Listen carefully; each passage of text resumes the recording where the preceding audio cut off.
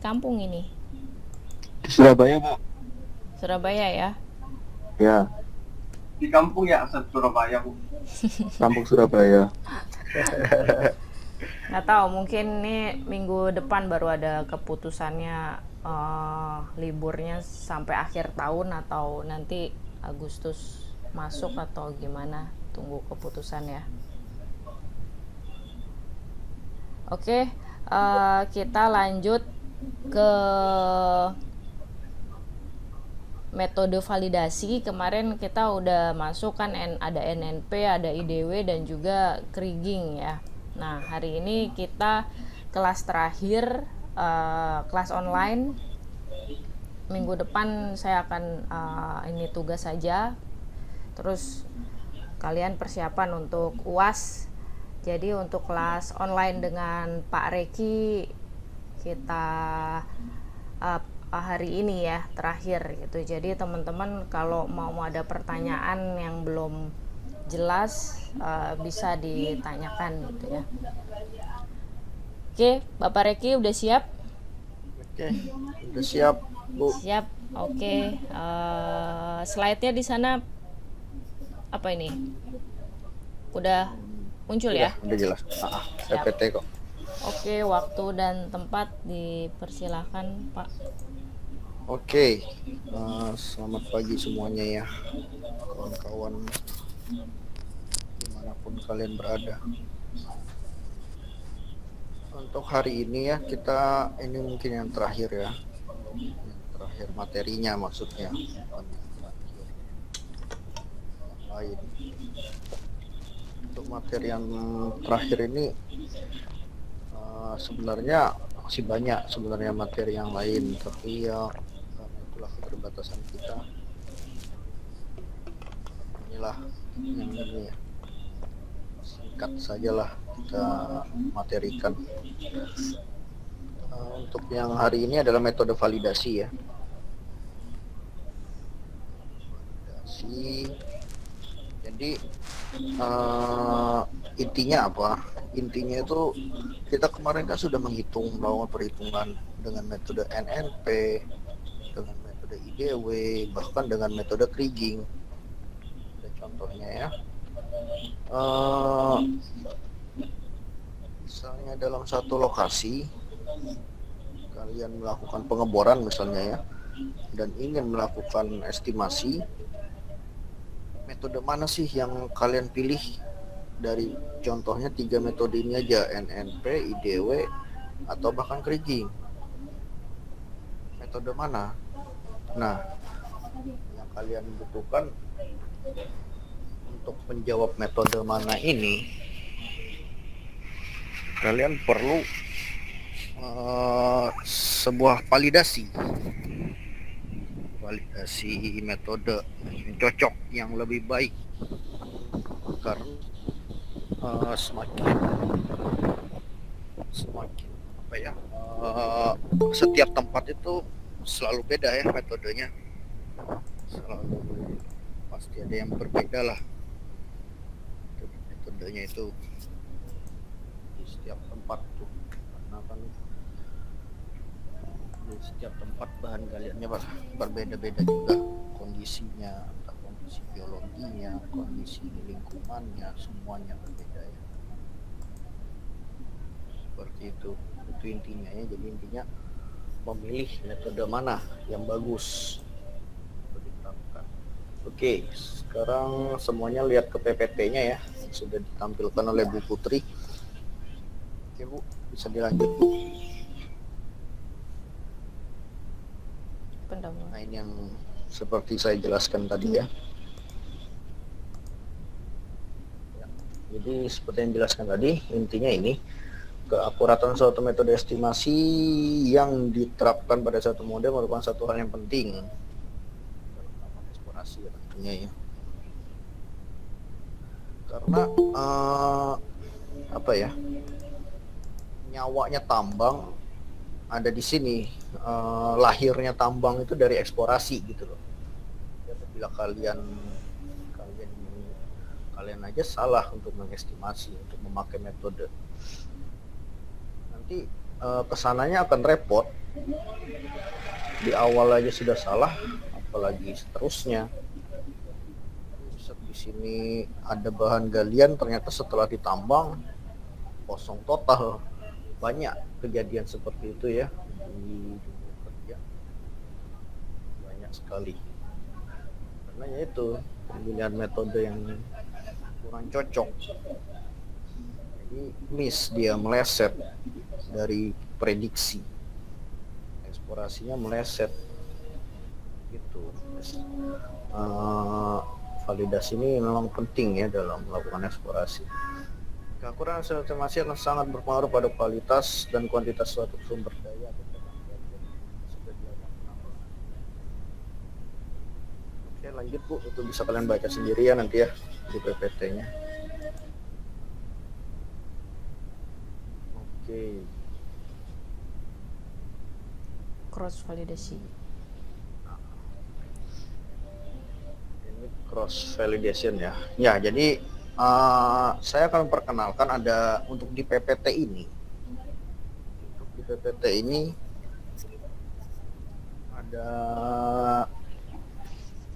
2 metode validasi ya. Yang pertama itu cross validation. Cross validation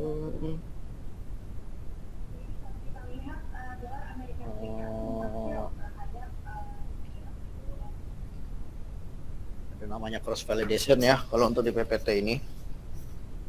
Jadi apa itu cross validation ini ya pengertiannya? Dia adalah sebuah grafik XY ya yang memperhatikan hubungan antara variabel secara 2 dimensi. Dia terhadap variabel tersebut apakah berhubungan satu sama lain, bla bla bla bla, bisa kalian baca sendiri ya. Oke. Next. Nah, ini untuk prosedurnya ya. Prosedur cross validation. Ini yang metode yang pertama ya. Nanti akan ada ada 2 metode saat ini yang akan saya kenalkan ke kalian di PPT ini. Sebenarnya ada banyak metode lainnya, tapi yang sering saya pakai, bukan orang-orang pakai, tergantung orangnya. Yang sering saya pakai yang 2 metode ini karena lebih simpel, lebih cepat,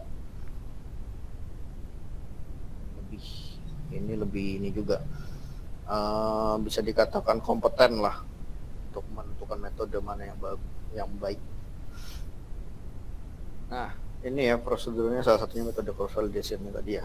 Metodenya prosedurnya adalah dilakukan dengan cara mengambil salah satu data sampel secara bergantian dari set data sampel untuk tidak diikutsertakan dalam proses interpolasi ya, dari lokasi sampel yang telah diambil dan diestimasi dengan data sampel yang tersisa.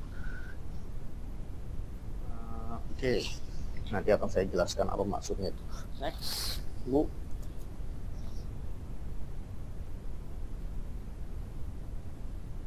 Ini dia yang dimaksud tadi.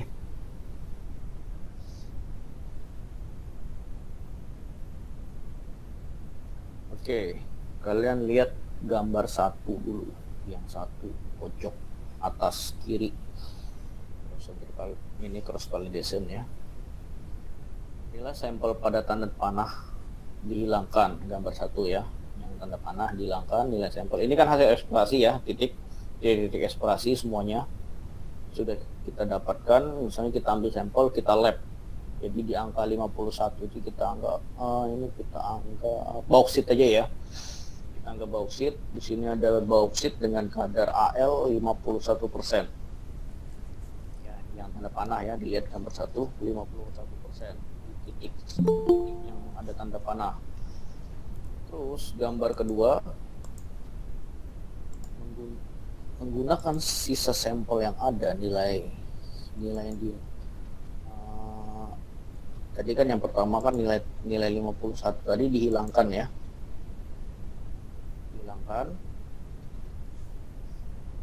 dihilangkan kan, terus masuk ke gambar kedua, jadi tanda tanya, dia hilang kan. Nah, selanjutnya apa? Hilang itu dengan menggunakan sisa sampel yang ada.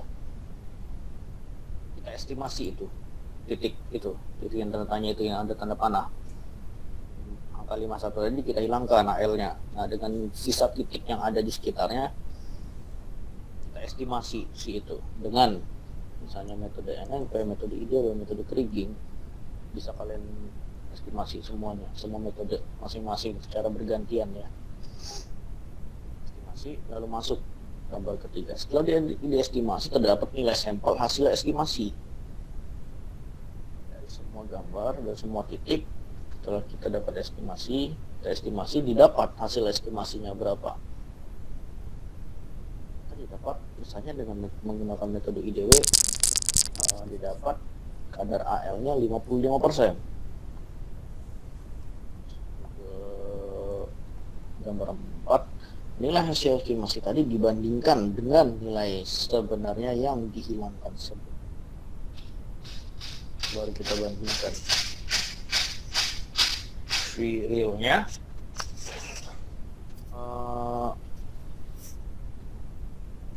Ternyata ada sedikit ini ya, miss ya, ada sedikit perbedaan yang cukup jauh dengan hasil estimasi dengan real di tempat itu. Akan dilakukan perhitungan errornya, ini baru satu titik ya.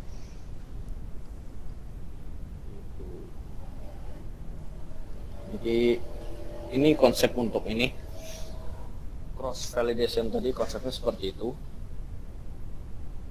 Jadi kalian bisa mencoba nanti. Ini cocoknya pakai ini ya, karena kalian tidak mungkin menghitung satu persatu ya. Kembali lagi butuh software seperti saya bilang minggu lalu ya. Oke, seperti itu untuk prosedur cross validation. Ini cukup simpel ya, makanya saya senang menggunakan ini. Saya sering pakai ini karena cukup simpel ya, dan akan terbentuk grafik nanti.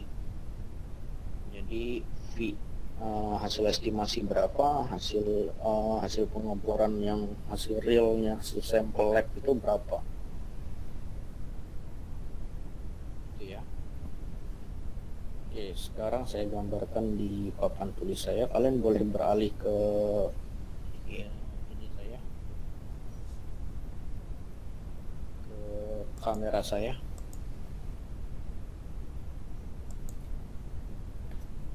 Untuk sementara kamera saya dulu ya.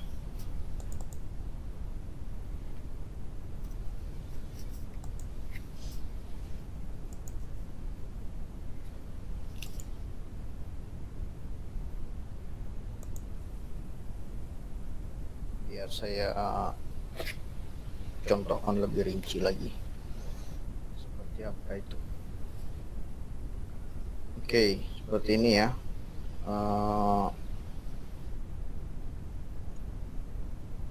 Ada topografi. Kalian melakukan pengeboran misalnya, ini tapak samping ya. Pengeboran 3 titik.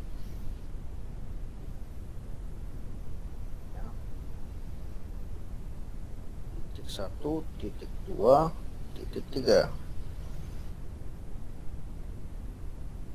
Kalian dapatkan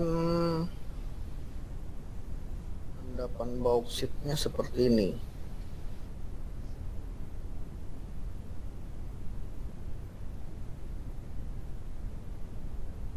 Setelah hasil model ya, kalian dapatkan di sini ada bauksit.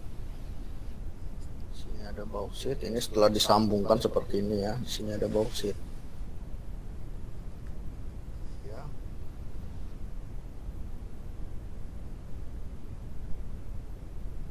Di titik 1 kalian dapat di sini AL-nya di titik yang ini ya, AL-nya tadi 51.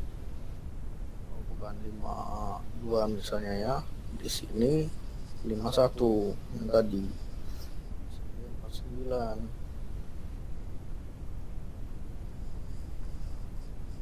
Nah, ini hasil lab ya, hasil lab. Setelah kalian estimasi dapat bla bla bla bla, dapat misalnya kalian estimasi dengan NNP ada 3 3 metode ya, kalian estimasi dan kriging.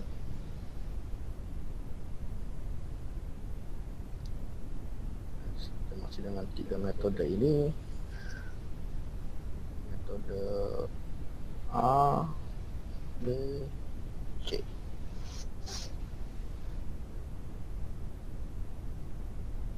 Nah, yang mau kita sebenarnya per titik dia akan melakukan cross validation itu, sehingga datanya akan sangat banyak nanti ya.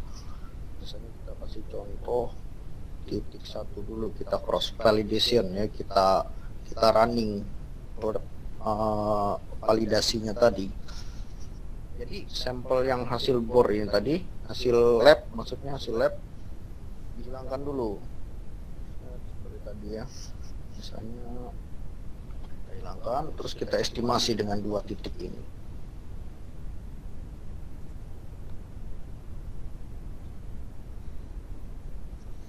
Yang kedua titik ini mengestimasi blok yang ada di sini. Dan masing-masing metode ABC tadi. Ternyata pada saat metode si A kita pakai, kita dapat ternyata ada 51. Metode B 49, metode C 51,3. Setelah kita estimasi, sedangkan hasil labnya adalah 52. Nah, tentunya yang semakin mendekati si 50 ini kan 52 ini kan hasil real ya, hasil lab. Tentunya akurat ya. Ya. Akurat. Nah, yang mendekati 52 ini tentunya yang bagus, yang mana? Nah, kita dapat lihat masih kurang, dan inilah yang paling mendekati. Seperti itu ya logikanya ya. Seperti itu.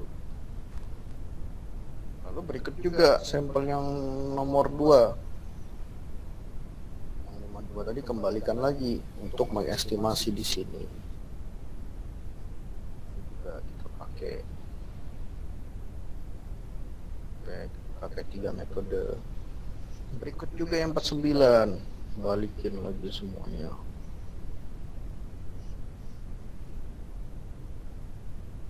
Seperti itu. Nah, berikut juga titik-titik yang lainnya, semuanya ya, titik lainnya. Oke, mungkin sampai di sini. Bila ada yang tanyakan, silahkan chat saja atau langsung tanya juga boleh. Oke, mungkin balik lagi ke PPT aja Bu, kita lanjutkan. Oke. Simple.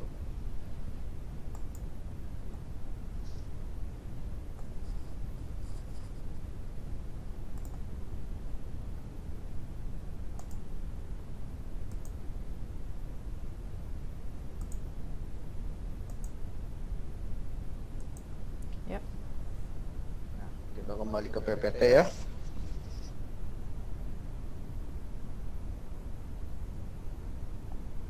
Oke, tadi prosedurnya ya, prosedur untuk cross validation tadi salah satu metodenya. Oke, coba next Bu.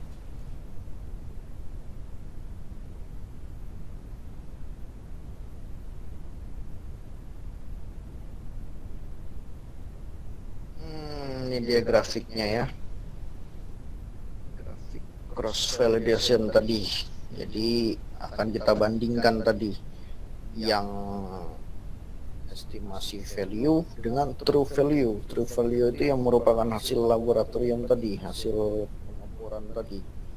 Estimate value adalah hasil estimasinya dengan metode mana? Metode NNPF atau kriging. Nah, untuk grafiknya sendiri, kalian lihat ada ini ya, yang gambar A dulu. Gambar A dia menyebar ya, cenderung menyebar. Ada garis tengah itu merupakan garis di sudut 45 derajat ya. Itu juga apa namanya? Terus itu ada garis bisektor ya. Garis bisektor, kalian lihat yang gambar A itu cukup menyebar. Agak apabila kalian bandingkan dengan B, itu dia cukup rapat di garis bisektornya. Artinya apa? Artinya hasil realnya tadi, hasil true value-nya tadi, atau dibandingkan dengan hasil estimasinya, itu hampir mirip, hampir sama ya. Jadi dia berkumpul di tengah-tengah. Jadi dapat kita ambil kesimpulan bahwa gambar B ini memiliki metode yang lebih bagus daripada si A. Misalnya si A menggunakan metode DW, si B menggunakan metode kriging. Oke lah, jelas kali ini kita ambil atau kita pakai metode kriging. Jadi hasilnya akan seperti ini ya, secara grafik. Oke, next. Nah, ini yang tadi kan secara grafik ya. Lalu sekarang adalah secara angka. Secara gambar sudah jelas, baru kita buktikan secara angka. Secara angka ini ketika estimasi dilakukan ya, maka nilai hasil tersebut dapat dibandingkan dengan nilai data sebenarnya lokasi data sampel yang telah dikeluarkan dari data set sampel. Selisih antara nilai data sampel dengan nilai hasil interpolasi merupakan nilai kesalahan error di titik tersebut. Nah, ini rumusnya ya, ada E atau error, terus Z ini merupakan nilai dari titik penaksir I, terus Z ada tanda titik di atasnya, I nilai titik yang ditaksir. Jadi dibandingkan ya, tadi ada setelah dengan menggunakan metode DW misalnya, berapa hasilnya, terus realnya berapa, baru dikurangkan. Jadi semakin kecil error atau semakin errornya mendekati 0, itu metode yang paling bagus. Bila semakin besar metode errornya, itu yang semakin diragukan ya. Oke, seperti itu. Coba next. Setelah ini ada, setelah ini namanya RMSE ya, root mean square. Semacam rata-rata kesalahannya lah. Ini sama konsepnya seperti tadi, cuma diakarkan aja. Jadi dia akan mengetahui semakin kecil RMSE semakin bagus. Data yang semakin kecil itu yang akan bagus, sama seperti error. Jadi ada dua angka yang akan kita bandingkan. Ini kalau secara angka, kalau secara grafik seperti tadi, kalau secara angka seperti ini. Ini biasanya kalau di software sudah muncul ya, tapi kalian harus tahu basicnya. Inilah basicnya. Kalau di software otomatis dia muncul, akan terhitung otomatis seperti itu. Oke, lanjut. Ini validasi yang kedua. Ini adalah tadi kan validasi secara cross validation. Validasi menggunakan secara grafis. Dan ini cermati, validasi hasil estimasi kadar secara grafis dilakukan dengan cara overlay hasil estimasi kadar di dalam blok model dengan kadar dari hasil komposit dalam bentuk penampang. Validasinya membandingkan pada kondisi yang sama dengan. Oke, coba next. Nanti ada gambarnya nih di bawah. Oke, kita lihat gambarnya ya.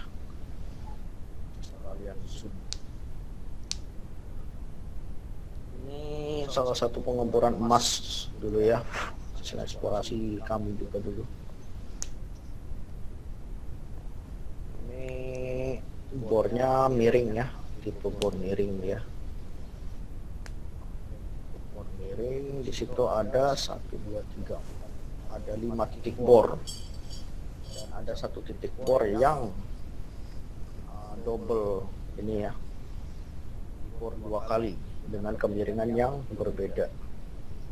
Nah, untuk secara grafis itu apa ya, sama seperti cross validation tadi, konsepnya hampir mirip juga lah. Jadi kita lihat warnanya, warna yang di hasil lab tadi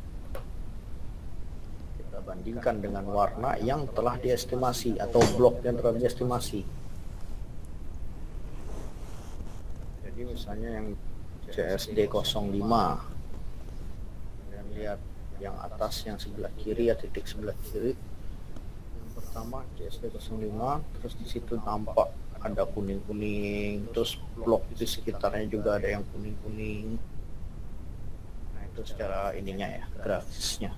Jadi semakin sama warnanya itu semakin bagus.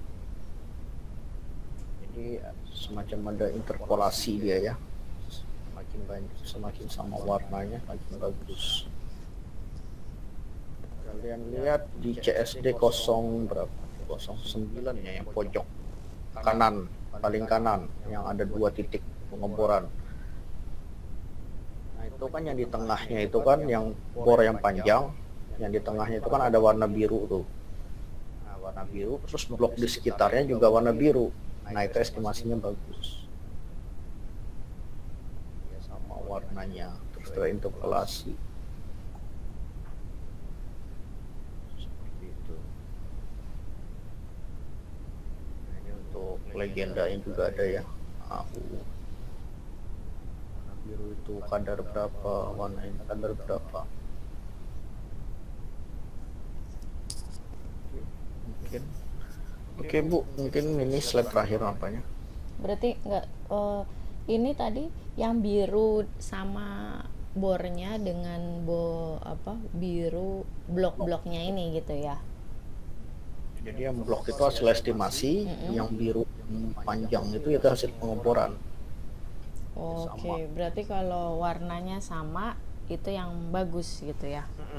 Itu yang bagus dia. Beda kayak misalkan CSD 05 ini. Misalkan ini yang saya tak tunjuk. Misalkan ini kan data bornya nih biru ya. Data bornya biru, tapi sedangkan kanan kiri bloknya ini adalah kuning gitu ya. Nah itu berarti miss-nya di situ ya. Ya kurang Oke. dia. Itu agak kurang. Inilah kurang baik estimasi metode apanya, metodenya ada yang miss, ada yang bias seperti itu. Memang kalau untuk secara grafis harus satu-satu kita sayat ya, per titik gitu, harus satu-satu per jalur eksplorasi lah kita sayat dengan blok hasil estimasi. Satu-satu lagi untuk metode IDW kita sayat lagi satu, untuk metode NNP di letak yang sama, di lokasi yang sama dengan metode IDW tadi kita sayat lagi. Seperti itu kalau untuk metode secara grafis. Dan ini cukup 2 metode aja dulu ya. Sebenarnya ada metode lain lagi, ada spot plot, terus ada regresi linear. Bahkan sampai sekarang terus berkembang metode itu.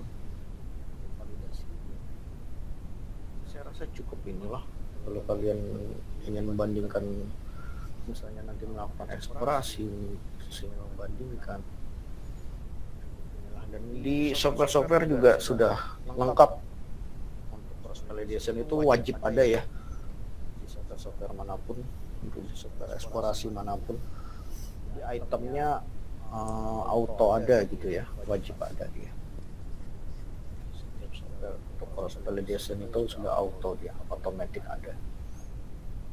Juga untuk secara grafis juga.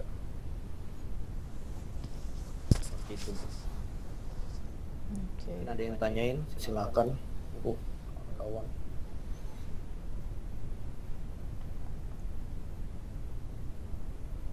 Ya, slide terakhir.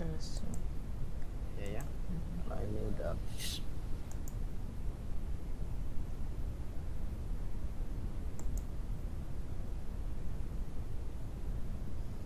Nah, kawan-kawan yang lain ada yang tanyain, masih bingung atau gimana, silakan. Berarti kalau misalkan kita ngitung contoh gitu ya dengan NNP sama IDW aja 2. Wah, Nah, itu lebih baik pakai metode cross validasinya yang mana? Pakai dua-duanya lebih baik. Cross validation pakai, secara grafis pakai. Jadi satu-satu Mbak. Jadi NNP dulu kan kita ambil, kita validation kan, kita grafiskan, lalu ambil lagi metode IDW, kita cross validasikan, kita grafiskan. Nanti kita bandingkan kurvanya, grafiknya seperti grafik yang slide atas tadi. Yang ini ya. Nah, Apa ini? Ini. ya itu ini ya, nah ini dia. Nah, kita bandingkan metode yang mana yang lebih baik. Seperti itu.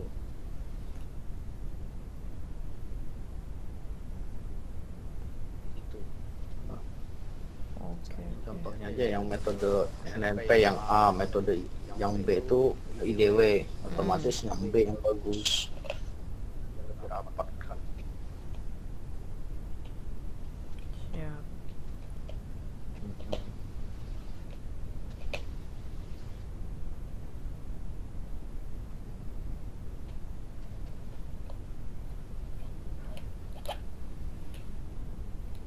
Itulah. Ada lagi kawan-kawan mungkin? Ya, silahkan.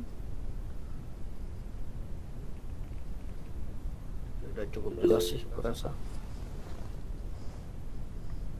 Oke, itu ada dari Aldi ya. Metode cross validation lebih tepat untuk bahan galian apa aja saja, Bu. Kalau untuk bahan galian apa saja itu tidak bisa kita ini ya, tidak bisa kita tentukan. Jadi tergantung hasil ininya sebenarnya, hasil cross validation-nya. Misalnya macam yang saya jelaskan tadi ya, bauxit. Dari 3 metode yang kita pakai, metode kriging ternyata hasil cross validation-nya itu lebih bagus daripada metode IDW dan NNP. Otomatis untuk perhitungan estimasi di lokasi itu, di lokasi bauxit itu kita harus menggunakan metode kriging, tidak boleh metode yang lain. Kenapa kita pakai metode kriging? Karena hasil cross validation-nya tadi lebih bagus daripada metode lainnya. Seperti itu Aldi ya. Jadi tidak bisa kita tentukan bahan galian batu bara harus pakai kriging, nggak bisa. Bahan galian nikel harus pakai IDW. Memang ada beberapa ketentuan namanya rule of thumb-nya atau peraturan yang tidak tertulis ya. Sering dilakukan lah oleh kawan-kawan di lapangan. Bahan galian yang bersifat homogen atau sama itu cocok metode IDW atau NNP. Tapi bahan galian yang lebih kompleks seperti bahan galian emas yang heterogen itu cocok kriging. Tapi belum tentu juga kita bisa seperti itu, karena saya pernah ada kasus di mana tidak cocok untuk kriging bahan galian emas. Bahkan setelah di running di kriging hasilnya tidak terbentuk, variogramnya pun tidak terbentuk, jelek, padahal heterogen sekali. Ini apa? Setelah itu kita pakai IDW malah cocok. IDW dengan permainan ini ya, powernya aja malah lebih cocok daripada kriging. Kadang kriging ini terlalu rumit dia berpikirnya. Kadang kita memikirkan sesuatu yang tinggi sehingga kita lupa tentang yang kecil di bawah. Jadi tidak bisa untuk ditentukan ya bahan galiannya sendiri. Oke, itu ada si Epi namanya. Kalau dalam perhitungan dengan ketiga metodenya sama, bagaimana Bu? Nah ini dia. Kenapa saya memperkenalkan ada 2 metode validasi. Ini fungsinya. Bagaimana bila cross validation-nya dengan semuanya sama, kita pakai NNP, IDW, kriging, itu ternyata sama semua hasilnya. Hasil errornya sama, RMSE-nya sama. Otomatis kita lihat metode yang kedua, metode terakhir tadi, metode grafisnya. Kita analisis, kita lihat di situ. Dari semuanya mana yang warnanya sama, warnanya cocok, terinterpolasi dengan baik. Mana saja mana yang bagus lah warnanya. Nah, untuk interpolasinya.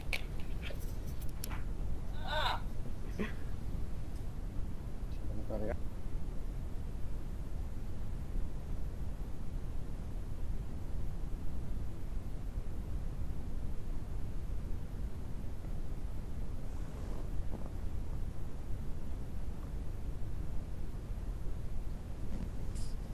Oke, seperti itu.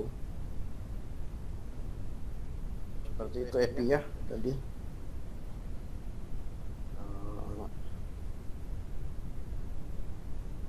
Jelas dari ketiga metode yang sama, semuanya sama nilainya, nilai cross validation-nya ya sudah.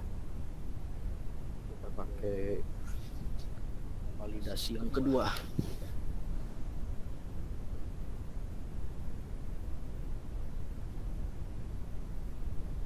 Itu mana Aldi, Evi, mungkin ada lagi yang pertanyaan. Bagus nih pertanyaan. Aldi dan Evi bagus. Oke, kawan-kawan yang lain mungkin. Berarti untuk manual kayak tadi hitung NNP sama IDW gitu. Untuk cross validasinya, misalkan kita mau hanya untuk manual, perhitungan manual, itu mungkin pakai yang error atau RMSE itu aja ya, atau kan kita belum sampai diperbantukan software nih misal. Nah itu boleh juga, gimana? boleh. Asal jangan terlalu banyak datanya aja. Iya. Boleh juga gitu.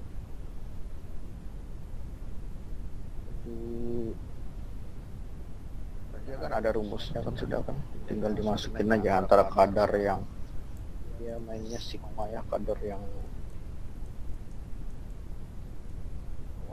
nah ini dia kadar hasil estimasi dengan kadar ini dikurangi dengan kadar ini ya, kadar hasil estimasi dikurang kadar realnya, total semua. Berarti satu-satu itu ya, yang ditaksir tuh NNP dulu, baru nanti Ya, itu IDW. NNP dulu, baru IDW, baru nanti ketemu di grafik gitu ya. ya baru dijadiin grafik, nanti dapat yang mana yang lebih baik. Ini untuk error dan untuk ini sama juga ya, RMS. Tinggal diakarkan aja, sama pada dasarnya sama mereka.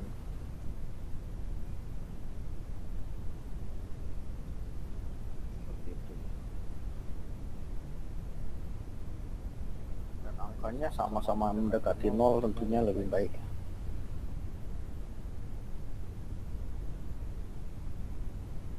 Mendekati 0 errornya gitu ya. Ya, errornya artinya tidak ada error. Sama semua. Kalau sudah 0 mungkin tidak ada lah ya kasusnya, untuk yang 0 itu tidak ada. Misalnya errornya 0 itu tidak ada, jarang lah terjadi.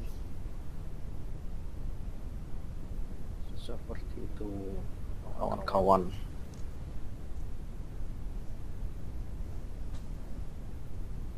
Mungkin nanti boleh di-share Bu yang paper dari Semitan itu. Oh iya, siap. Kawan-kawan itu kan contoh simpelnya lah.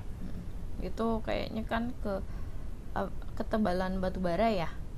Ya, pakai ketebalan batu bara kemarin dengan metode NNP dan Iya, NNP IDW. IDW ya. Iya. IDW-nya kita pakai 2 power. Itu kawan-kawan bagian belajar lebih lanjut.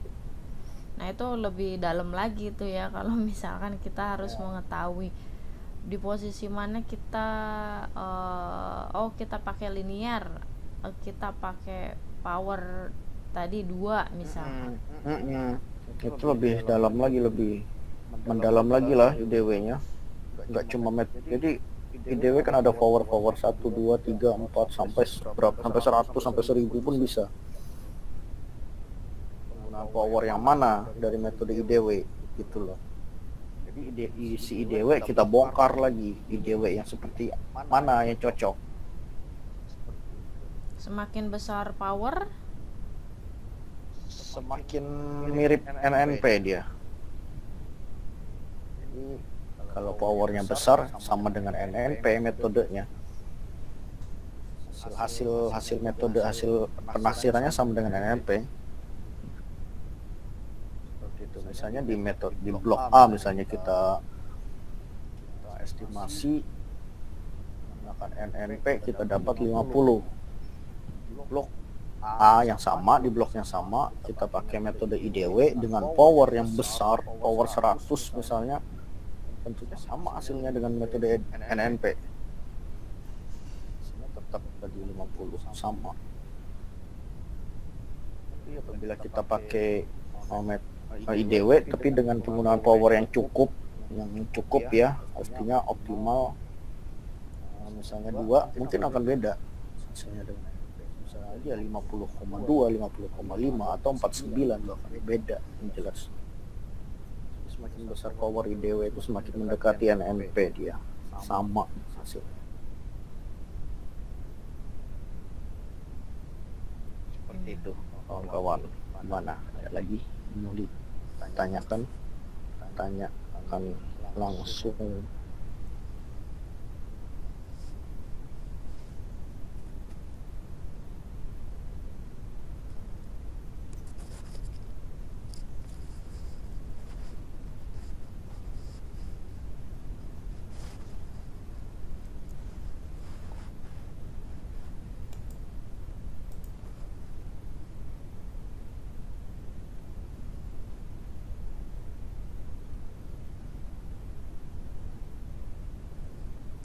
halo,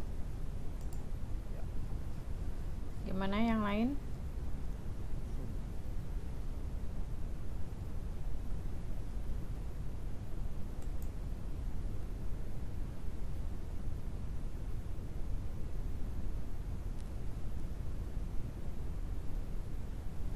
Kebetulan untuk tugas saya belum kasih soalnya juga ya, Evi ya.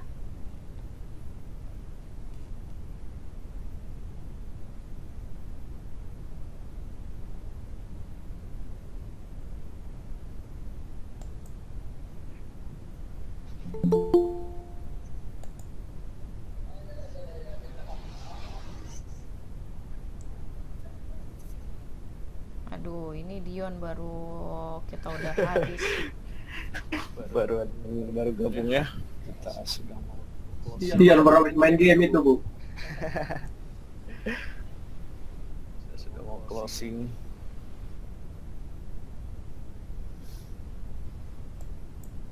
Nanti dijelaskan aja ke kawan-kawan. Intro Dion.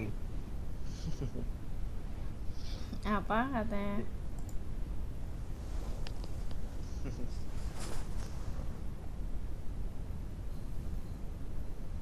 Nanti dibantu aja kawan-kawan yang lainnya untuk menjelaskan yang belum paham. Untuk tugas kira-kira berapa bor ya untuk bisa ini? Coba 10 cukup.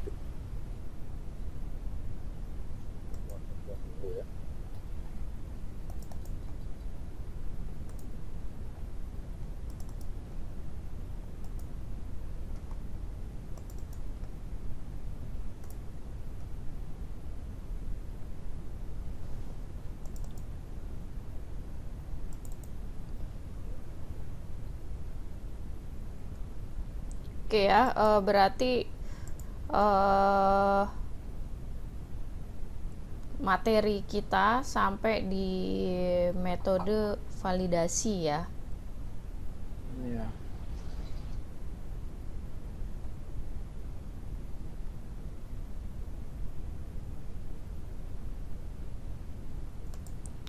Metode Sampai sini validasi. lah. Ya, di sini. Saya rasa udah cukup kompleks ya kalian belajar. Sudah cukup semuanya lah, sudah cukup terwakili lah untuk materi geostatistik. Intinya dari geostatistik ya seperti ini, seperti yang kalian pelajari dari kemarin itu, yaitu intinya. Sudah cukup kompleks. Bagus. Nah, berarti oke, kita review ke belakang, Ki. Misalkan dengan semivariogram gitu ya. Untuk dari oke, kita punya metode NNP, IDW, Kriging. Dan kemudian itu dalemannya semivariogram atau bagaimana, terus sampai pada hasilnya kita dapat misalkan simpangan bakunya 2 ppm, kesalahan relatif 20%. Nah, itu goalnya tuh apa benar kayak gitu gitu? Dari Untuk goalnya Mm-mm. jadi untuk goalnya sendiri kan kita untuk melakukan eksplorasi ini kan goalnya sendiri adalah bentuk ya, bentuk ore dari bahan galian. Tentunya dengan dibantu metode yang jangan salah pilih. Mana yang kalian pakai untuk membentuk, untuk mengestimasi ini? Kalian salah estimasi fatal loh, kalian salah estimasi. Kalian bilang di situ ada bahan galian 1 juta kubik bauksit, setelah kalian estimasi kalau dibongkar tidak ada, cuma ada 500.000. Mana sisanya? Itu yang agak fatalnya. Itu jangan sembarangan ya kalau untuk melakukan eksplorasi, lagi untuk melakukan pemilihan metode. Rumit. Jadi hasil endingnya untuk ya seperti itulah geostatistik. Jadi dengan permodelan dan bahan galian seperti itulah. Seperti itu, Bu. Gitu ya. Ada nggak kayak misalkan patokan gitu? Mungkin kan itu di istilah semivariogram aja, misalkan deviasinya di bawah, kalau nggak salah kan tidak boleh lebih dari 0,4% gitu. Ada kalau itu. Kalau untuk itu kan kita masih bicara statistik ya, berarti kalau ada standar deviasi, ada varian, intinya semakin kecil angka-angka itu semakin bagus, karena itu kan masih berhubungan dengan inilah statistik biasa ya. Misalnya saja varian artinya semakin kecil variannya, data-data itu artinya homogen kan, tidak bervariasi. Sama dengan standar deviasi ya, semakin kecil standar deviasinya artinya si rata-rata itu cukup mewakili. Tapi apabila standar deviasinya besar, si rata-rata itu tidak mewakili. Misalnya kita dapat angka rata-ratanya berapa, misalnya kalau standar deviasinya besar, artinya si rata-rata yang berapa tadi tidak mewakili data-data itu. Itu hanya statistik murni kalau itu ya, statistik basic. Tapi semakin intinya sama data kemarinnya, semakin kecil nilai varian, nilai standar deviasi, waktunya itu semakin bagus. Seperti itu, Bu. Kalian mengolah datanya kan banyak nih. Kalian tentunya akan mencari statistik standar parameter statistiknya dulu, statistik biasa dan statistik murni. Jadi kalian mengetahui, oh ternyata standar deviasinya atau variansnya besar. Oh, ini nampaknya bahan galian yang cukup heterogen, tidak homogen. Bisa memakai metode IDW dan Kriging aja dulu. NNP nanti dulu. Misalnya seperti itu bisa juga. Jadi kalian berpatokan kepada statistik dasarnya dulu, pilihan metode awal. Tapi tetap kalian harus validasi. Harus kalian validasikan metode mana yang lebih baik antara kedua. Masih kalau untuk statistik basicnya kita lihat patokan statistik basicnya masih belum ini ya, masih belum terlalu berperan penting untuk metode mana yang lebih baik itu. Nah ini ada Daniel tanya kira faktor yang menentukan agar pemilihan metode itu sesuai. Oke.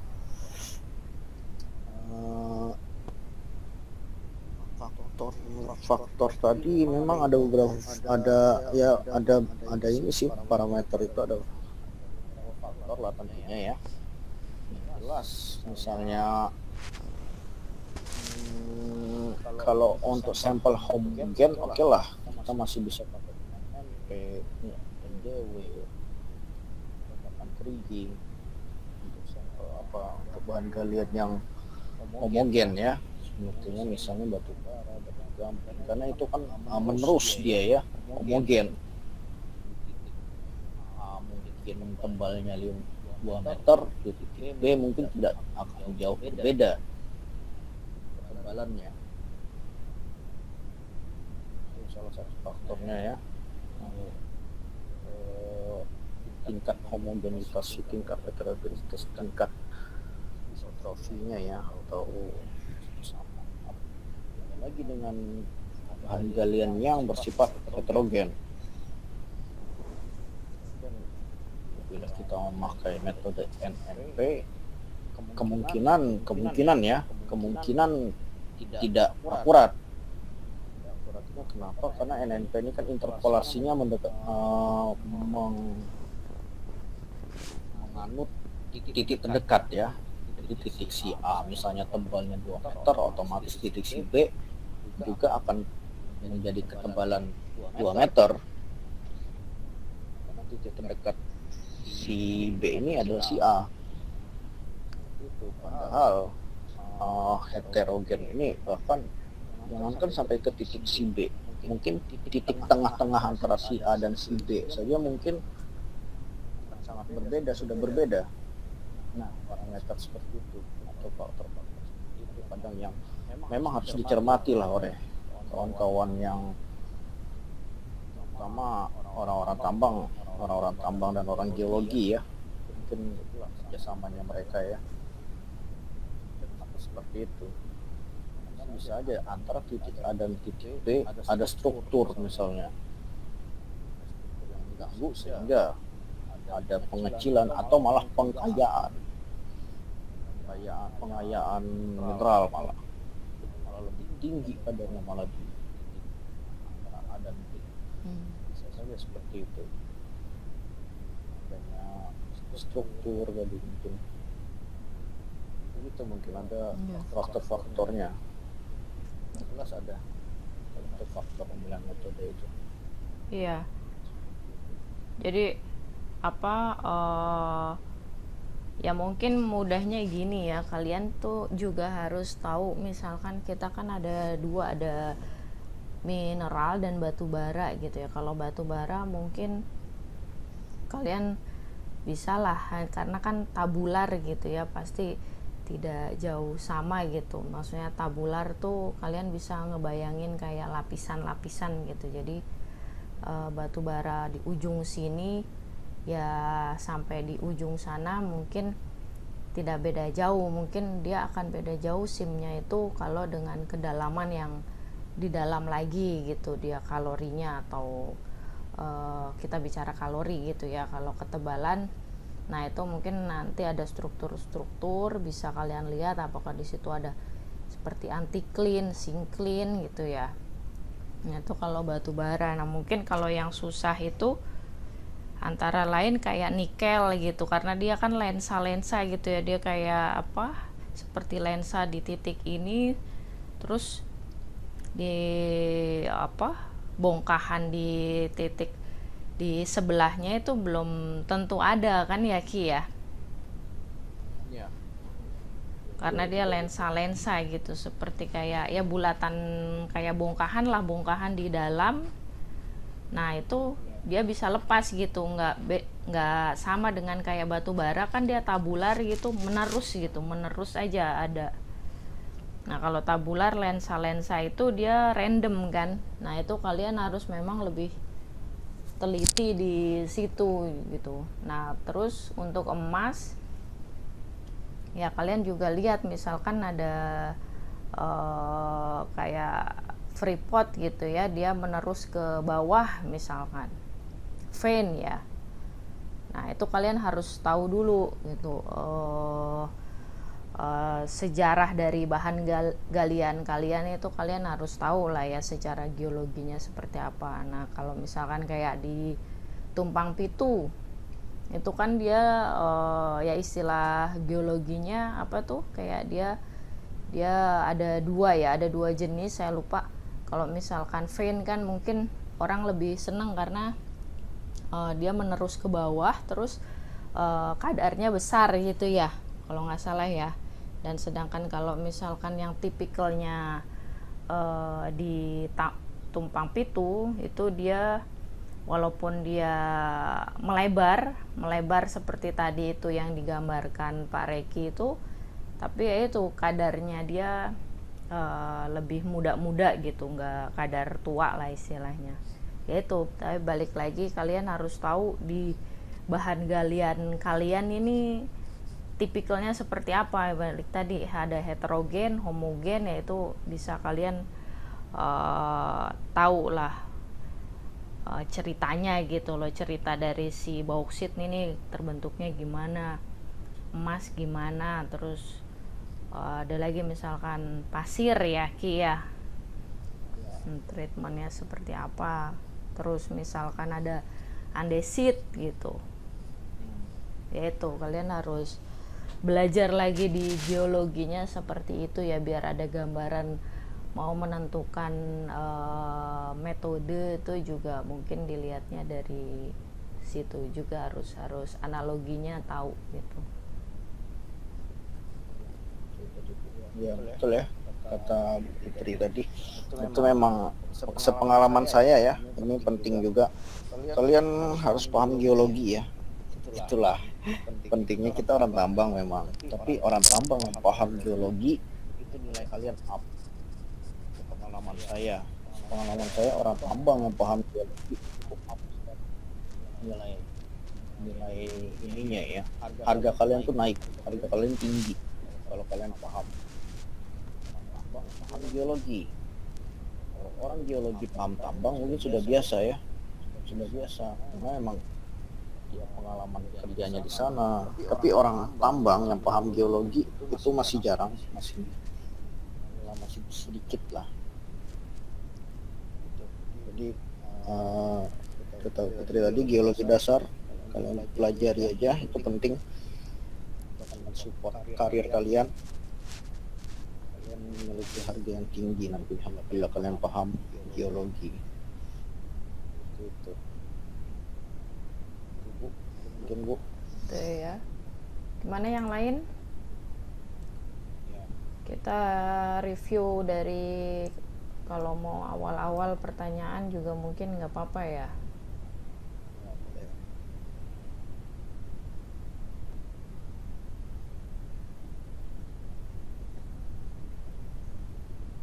Saya kasih waktu 5 menit ya.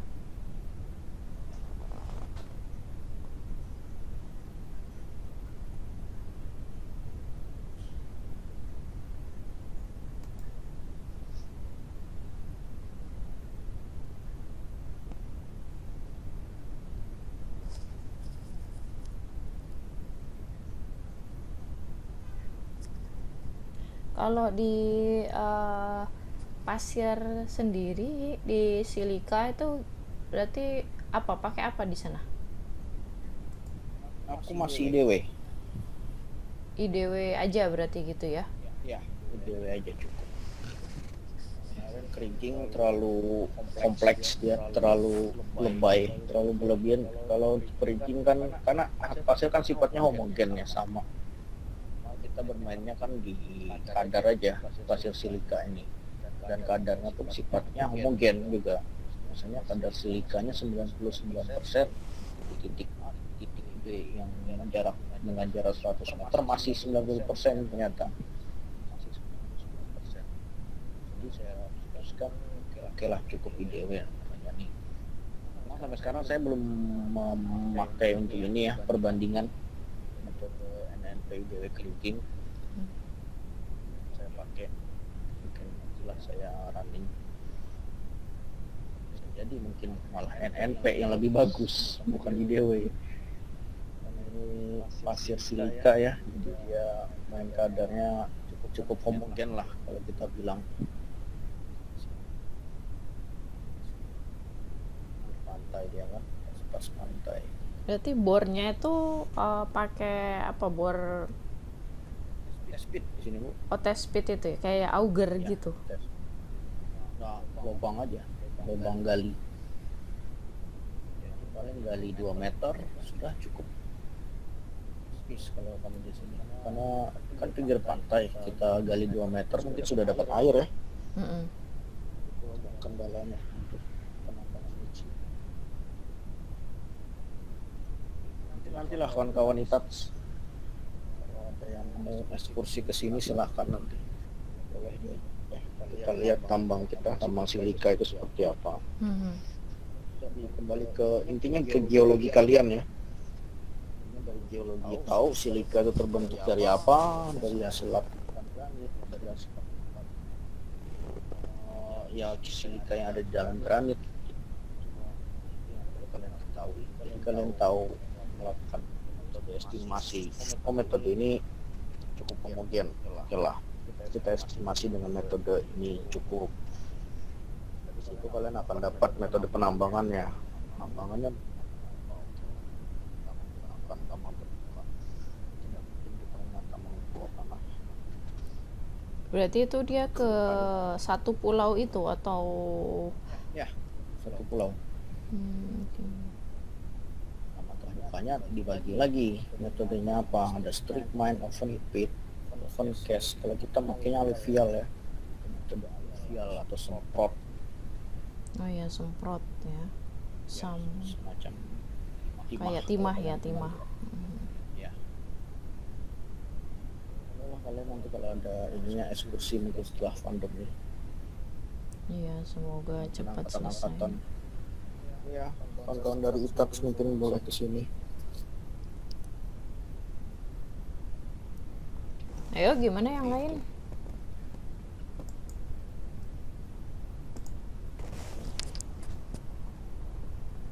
Kalau tidak ada pertanyaan, berarti nanti saya akan kita langsung masuk aja nanti ke studi kasus ya, ke tugas ya. Ya. Ini dia nanya mantap. Wah. Dari Nandi Begitur mantap. Jadi pesannya ya, geologi jangan sampai kalian tidak tahu geologi atau buta geologi. Saya lah, karena orang tambang dengan paham geologi, kalian luar biasa lah, hebat. Orang geologi paham tambang sudah jelas, paham mereka. Orang tambang paham geologi itu jarang. Itu aja paling. Gitu ya. Oke, saya rasa juga cukup ya teman-teman. Nanti saya akan bagikan PPT-nya dan tugas. Reki, terima kasih banyak ya. Teman-teman, terima kasih atas perhatiannya. Kita akhiri kelas ini dengan mengucapkan alhamdulillahirobbilalamin. Oke ya. Ya, terima kasih ya kawan-kawan. Sampai ketemu lagi ya. Oke, Dio, makasih juga. Baik, dadah. Assalamualaikum warahmatullahi wabarakatuh. Waalaikumsalam.